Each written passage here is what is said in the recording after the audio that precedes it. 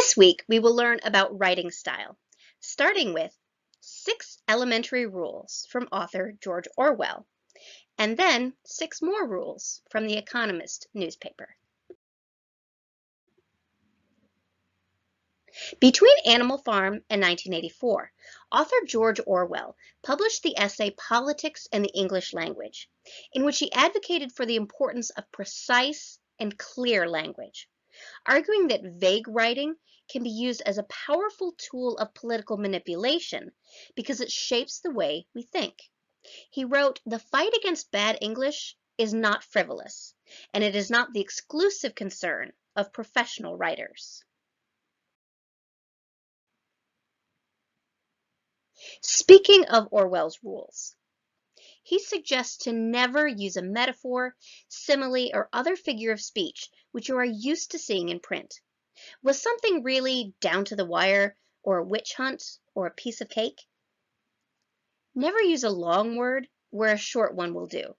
Use per instead of in accordance with, end instead of terminate, and need instead of requirement. If it's possible, cut a word out. Words and phrases like currently, the month of, and most instances of the word that can also be cut from your writing. Moving on to rule number 4. Never use the passive voice where you can use the active. Now, in active voice, the subject of the sentence is doing the action. The website Grammar Girl offers a great example of active versus passive voice with the title of Marvin Gaye's song, "I Heard It Through the Grapevine." I, the subject, heard it, the action. Now, in passive voice, the much less catchy title would be "It was heard by me through the grapevine." Never use a foreign phrase, a scientific word, or a jargon word if you can think of an everyday English equivalent. Now, during my first semester of college, I had an assignment that included a Latin phrase that I didn't understand.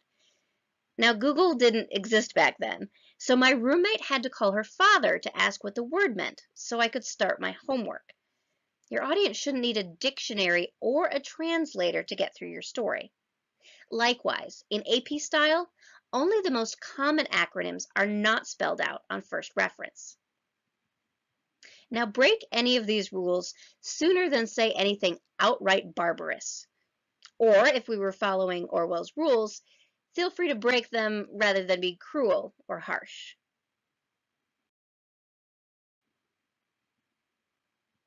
The Economist, a weekly magazine format newspaper edited in London, expands on Orwell's rules with 6 more rules in its style guide. Do not be stuffy. Use the language of everyday speech, not that of spokespeople, lawyers, or politicians. Write the way you talk. Don't be hectoring or arrogant. Now, the best way to explain this is to quote The Economist directly. Those who disagree with you are not necessarily stupid or insane. Nobody needs to be described as silly. Let your analysis show that he is. When you express opinions, do not simply make assertions. The aim is not to just tell readers what you think, but to persuade them. And if your arguments, reasoning, and evidence, you may succeed.